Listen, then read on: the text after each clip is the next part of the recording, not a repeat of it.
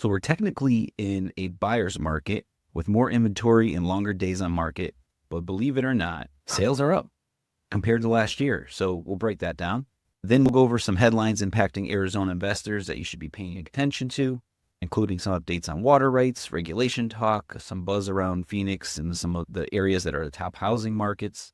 And finally, I'll share some cool things happen around AZREIA, a few events and networking nights that are coming up this month. We'll dive right into it. So no matter where you are at, whether if you're down in Tucson, you're up in Flagstaff, or you're here in Maricopa County, Phoenix area, stay locked in. Make sure to like, subscribe, listen to the show, ask some questions, give us your feedback. You could always go to AZREIA.org, learn more about AZREIA if this is your first time listening. So let's dive right in, right? So what do we got? So a lot of the data that we pull is from the Cromford Report. So the best source of market data that you're going to get in Arizona. So Michael Orr and Tina Tambor provide that to us, and they present at some of our AZREIA meetings. You get to meet Tina in person, see a great presentation. And then the other months that Tina is not there, it's Dan Noma of Easy Street Offers. Once again, data guy, very good at what he does. So that's the second Monday of every month. Make sure to check out our big meeting where it's the trade show, networking, market information, education. It all happens in one night on the second Monday of the month. So check that out. So just jumping right into it. The market index, the Cromford Market Index, as of right now, we are in a buyer's market. So it's been in a buyer's market on and off for probably about the last month or so. Now, it's the first time we've been there, though, in over a decade, right? So things are changing. And that's why it's important to be full immersion in the real estate business with other real estate investors at these networking events, at these market updates, so you can make the best decisions within your real estate business at all times. So that's why we're here. So we're in just slightly in a buyer's market, close to a balanced market. Supply is up. It's at 102. 100 is balanced. So it's just a little bit over a balance, but more supply is hitting the market. Demand is just under balance. So that is getting weaker. So more houses hitting the market, less buyer demand. So there's an opportunity, or is there not an opportunity? What do you think? Let me know.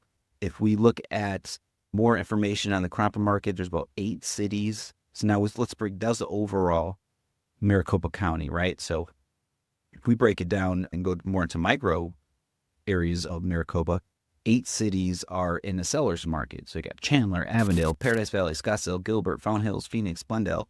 3 cities in a balanced market, Tempe, Mesa, Cave Creek. And then we got 6 cities in a buyer's market, Peoria, Goodyear, Surprise, Queen Creek, Buckeye, and Maricopa.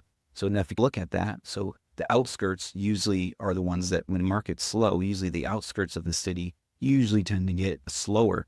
And this is where we're at. Our inventory right now, year over year, March 24, we're at 17,306 listings, and we are now at 25,483 listings. So we're up 47% on the listings from last year.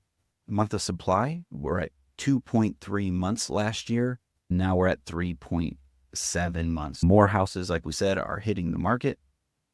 So more houses, that means more options, right? Still 3.7, historically 3.7 months of supply are still a lot.